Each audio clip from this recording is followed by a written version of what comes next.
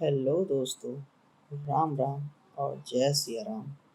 दोस्तों, मैं बनारसी छोरा स्वागत करता हूँ आपके यूट्यूब चैनल हॉरर स्टोरी 0555 में। तो दोस्तों, मैं कहानी शुरू करूँ उससे पहले मैं आपसे बोलना चाहता हूँ कि अगर आपने चैनल को सब्सक्राइब नहीं किया है तो सब्सक्राइब कर लें और कहानी अच्छी लगे तो लाइक कर दें। और दोस्तों, अगर आप गेमिंग चैनल देखना चाहते हैं या गेम देखना आपको पसंद है तो मैंने अभी एक नया चैनल बनाया है स्नाइपर गेमर नाम से। आप वहां जाके मेरा वो चैनल आप चेकआउट कर सकते हैं। तो दोस्तों, ये सारी बातें तो हो गई। अब बाकी जो है हमारी जो हॉरर कहानी है, आज की कहानी है सिर कटा भूत। मयंक एक मल्टीनेशनल कंपनी में ब्रांच मैनेजर की जॉब करता था। एक दिन मयंक को ऑफिस से घर जाने में लेट हो गया था। सर्दी की मौसम होने के कारण रात भी जल्दी हो गई थी। ठंड भी बहुत हो चुकी थी। रास्ते में चलते चलते मयंक को अचानक एक आवाज़ सुनाई दी, रुक जाओ। मयंक वहीं पर रुक गया और पीछे मुड़ के देखा, लेकिन पीछे कोई भी नहीं था। फिर से वही आवाज़ सुनाई दी, सामने देखो। जैसे ही मयंक ने सामने देखा तो उसे जमीन पर कुछ चमकती हुई चीज दिखाई दी। मयंक दौड़कर उस चीज के पास गया और देखा तो यह कोई साधारण चीज नहीं थी, बल्कि एक चमकता हुआ हीरा था। उसने वह हीरा अपने हाथ में ले लिया। उसकी चमक देखकर मयंक की खुशी का ठिकाना न रहा।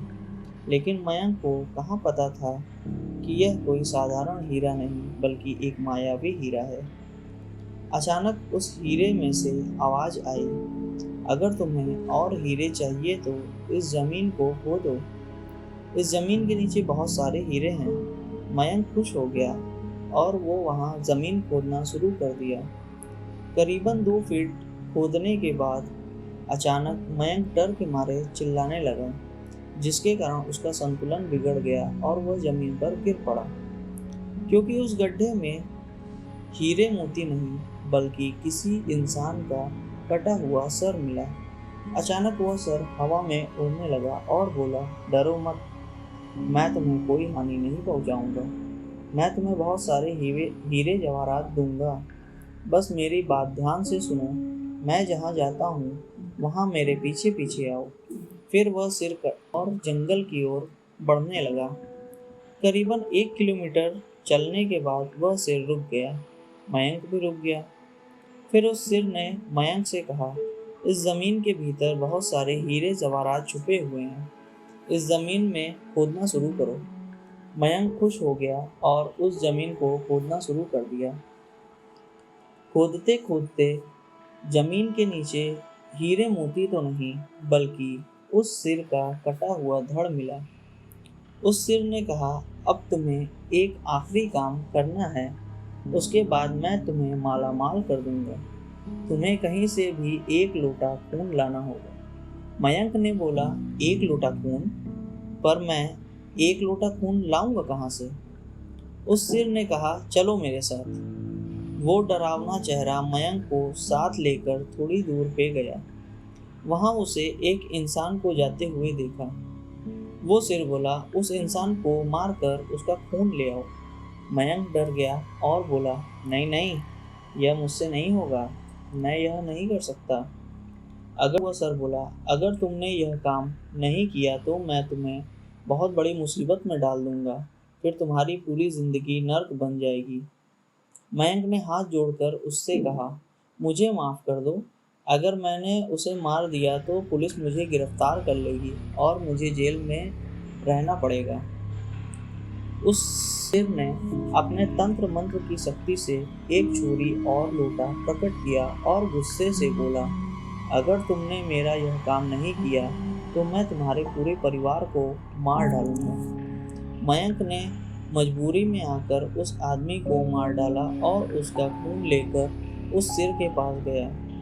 वो सिर खून को देखकर बहुत खुश हुआ और बोला, यह खून मेरे शरीर पर डाल दो। उस सिर के कहने पर मयंक ने उस खून से भरे लोटे को उस शरीर पर डाल दिया। फिर कुछ ही देर में वो कटा हुआ सिर उस शरीर पे जुड़ गया। यह सब देखकर मयंक की हालत अब खराब होने लगी थी। वह उस भूत को देखकर काफी डर गया। जैसे ही वो भूत जिंदा हुआ तो जोर जोर से हंसने लगा और डरावनी आवाज में बोला, तुमने बहुत बड़ी गलती कर दी मुझे जिंदा कर कर। अब मैं सिर्फ तुम्हें ही नहीं बल्कि इस पूरे शहर को मौत के घाट उतार दूंगा। डर के मारे मयंक के मुंह से आवाज भी नहीं निकल रही थी। वो अपने जान बचाने के लिए वहां से दौड़ के भागने लगा, लेकिन उस भूत ने छलांग लगाकर मयंक को जमीन पे गिरा दिया और बोला, मुझे बहुत भूख लगी है, अब मैं तुम्हारा मांस खाऊंगा।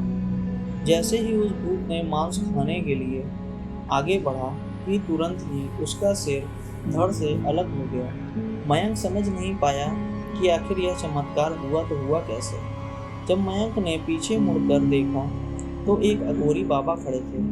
उस अघोरी बाबा ने कहा, जब तुम उस आदमी को मारकर उसका खून लेके जा रहे थे, मैंने देख लिया था और मैं समझ गया था कि कुछ तो बुरा होने वाला है।